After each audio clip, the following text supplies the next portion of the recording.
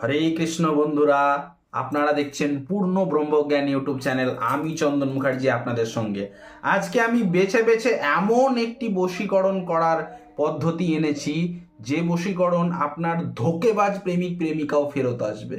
হ্যাঁ, ঠিকই শুনেছেন আপনারা, ধোঁকেবাজ প্রেমিক প্রেমিকারাও ফেরত আসবে, শুধুমাত্র তার নামটা জানা দরকার। অতি অবশ্যই এই কাজটা যাকে আপনি মন থেকে ভালোবাসেন বা যার সাথে আপনার রোজ ওঠা বসা কথাবার্তা হয় তার উপরই প্রয়োগ করতে পারবেন, তবেই ফল মিলবে 100%। নচেত কিন্তু অন্য কারোর মানে খারাপভাবে, খারাপ উদ্দেশ্য নিয়ে অন্য কারোর বউ, অন্য কারোর প্রেমিকার উপরে যদি করতে চান, কাজটা তো ফলবেই না এবং আপনি সাইড এফেক্ট অবশ্যই পাবেন, এটা জেনে রাখবেন।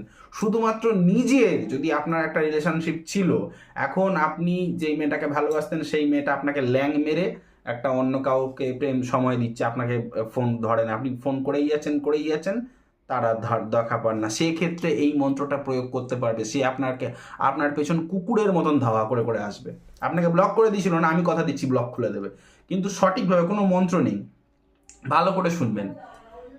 11টি অসত্য গাছের পাতা নেবেন, 11টি অসত্য গাছের পাতা। এবার যদি বলেন আমি কি অসত্য গাছের পাতা ভেঙে নেব, তাহলে দেখুন, অসত্য গাছের পাতা ভেঙে দেওয়ার থেকে আমি বলবো নিশ্ছিদ্র পাতা নেবেন, ঝরে যাওয়া পাতা একটু নেবেন, নিশ্ছিদ্র। যদি পান তাহলে ভালো, যে নিশ্ছিদ্র ঝরে যাওয়া পাতা আপনি পেয়েছেন তাহলে সেরকম পাতা নিন, চলবে। অথবা মানে পাকা পাতা নেবেন না, যে একদম ভেঙে যাবে মুচমুচ করবে, সেরকম নেবেন না। মানে ভালো পাতায় ঝরে যায় না, অনেক মোটা মোটা হয় পাতাগুলি, সেই পাতাগুলি পেলে নেবেন। আর যদি না পাওয়া যায় তাহলে অসত্য গাছ থেকে একদিন আগে, যেদিনকে কাজটা করবেন আপনি তার ঠিক একদিন আগে, ওই যে কোনো একটা অসত্য গাছ, মানে যেই গাছটা থেকে আপনি পাতাটা তুলবেন, 11টা পাতা যেই গাছ থেকে কালেক্ট করবেন, সেই গাছের গোড়ায় একটা আগরবাতি বা কিছু আগরবাতি জেলে দিয়ে আসবেন এবং প্রার্থনা করবেন, হে ধর্মের বৃক্ষ, হে অসত্য বৃক্ষ, আমি যে পাতা কালকে 11টি পাতা নিয়ে যাব, আমার মনস্কামনা জানিয়ে, মনে মনে মনস্কামনা জানিয়ে বলবেন যে আমার মনোকামনা শীঘ্রই পূর্ণ হয় প্রভু, বলে প্রণাম করে ধূপ জ্বালা দিয়ে চলে আসলেন। বা যদি পারেন তো একটা মিষ্টিও রেখে দেবেন, চলে আসবেন।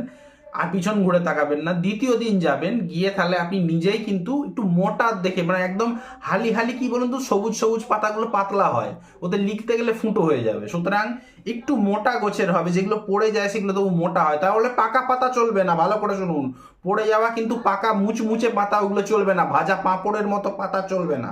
মোটা পাতা নেবেন একটু দেখে, এবং লাল কালির পেন নেবেন, লাল কালির পেন ঘরেতে নিলেন। নেওয়ার পর ঠাকুরের কাছে বসে কি করবেন, ওই 11টি পাতার উপরেই কিন্তু কিচ্ছু নয়, শুধুমাত্র আপনি যাকে বশীভূত করে আনতে চাইছেন তার নাম লিখবেন। আপনি যাকে বশীভূত করে আনতে চাইছেন, আপনার সেই মনের মানুষটা, আপনার প্রিয়তম, আপনার প্রেম, তার নাম লিখবেন, প্রতিটা পাতায় লিখবেন। হ্যাঁ, যেদিকটা প্লেন সেদিকটা, উল্টো দিকে নয় কিন্তু, সোজা দিকে লিখবেন। লেখার পর ওই পাতার দুটো ভাগ থাকে না, প্রতিটা পাতার দুটো ভাগ থাকে, নিচের দিকে অতি অবশ্যই লিখবেন ওম কামদেবায় নমঃ, ওম কামদেবায় নমঃ, এইটুকু লিখবেন। প্রত্যেকটা পাতা, 11টা পাতা। এইভাবে কি করবেন, 11টি পাতা ভালো করে শুকিয়ে নেবেন, আপনার বাড়ির ছাদে হোক, যেভাবেই হোক, আপনি একটু যত্ন সহকারে দাঁড়িয়ে থেকে শুকাবেন। 11টা পাতা 2 দিন লাগুক, 4 দিন লাগুক, ভালো করে শুকিয়ে নেবেন, আপনার নিজ দায়িত্বে। কোনো বেড়াল যেন না হেঁটে না যায়, কোনো যেন পোকা বা শামুক ওপর দিয়ে এরকম এমন কিছু না যায়, ভালো করে আরশোলা যেন না যায়, ভালো করে শুকিয়ে নেবেন। শুকিয়ে হয়ে গেলে কি করবেন, পাতাগুলি যখন পুরোপুরি শুকিয়ে যাবে, তখন একটি ফাঁকা জায়গাতে, আপনার বাড়ির ছাদে হতে পারে, শুনশান, আপনাকে কেউ ডিস্টার্ব করে না, সেরকম জায়গায় গিয়ে 11টি পাতা ভালো করে জ্বালিয়ে নেবেন। জ্বালিয়ে নেওয়ার পর যে ছাইটা হবে, সেই ছাইটাকে এই 3 আঙ্গুল দিয়ে, দেখুন ভালো করে, এই 3 আঙ্গুল দিয়ে ওই ছাইটাকে নিয়ে কি করবেন, একটা গোলাপ জলের ডাব্বা কিনবেন। কি করবেন, গোলাপ জলের ডাব্বা, মানে গোলাপ জলের একটা কিনবেন, শিশি কিনবেন, সেই গোলাপ জলের শিশিতে ভরবেন। ভরে দেওয়ার পর ওই গোলাপ জল শুদ্ধ, মানে ওই যে ছাইটা গোলাপ জল, ওইটা কি কি কি করবেন, হুম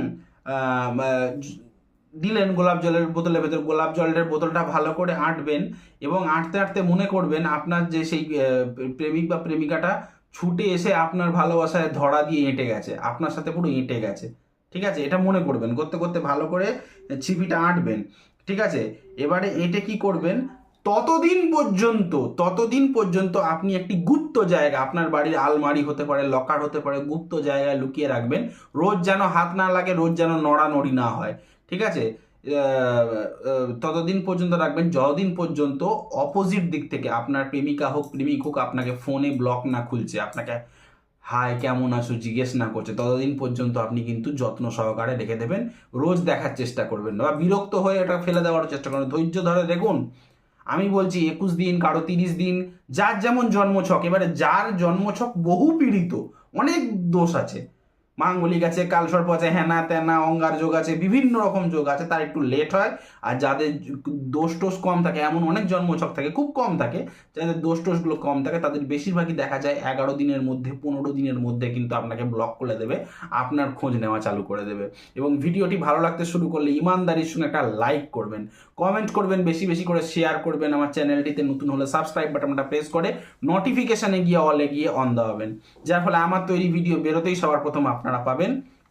কমেন্ট সেকশনে লিখে জানাবেন আপনাদের কি নিয়ে ভিডিও দরকার, এবং আমাকে দিয়ে যদি কোনো রকম কোনো কাজ করাতে হয় তন্ত্রের বা জ্যোতিষের, স্ক্রিনে দেওয়া নাম্বারে কল বা হোয়াটসঅ্যাপ করে সরাসরি আমার সাথে যোগাযোগ করতে পারেন। আমার কলিং নাম্বারটি হলো 8697429744। আরেকবার বলি, 8697429744। এটা হচ্ছে কলিং নাম্বার। আর হোয়াটসঅ্যাপ নাম্বারটা হলো 9619396811। আরেকবার বলছি, হোয়াটসঅ্যাপ নাম্বারটা হলো 9619396811। আজ এখানেই রাখলাম, দেখা হচ্ছে নেক্সট কোনো ভিডিওতে, নেক্সট কোনো টপিকে। ততক্ষণ পর্যন্ত ভালো থাকুন, সুস্থ থাকুন, আর সুস্থ আপনাদের থাকতেই হবে। হরে কৃষ্ণ।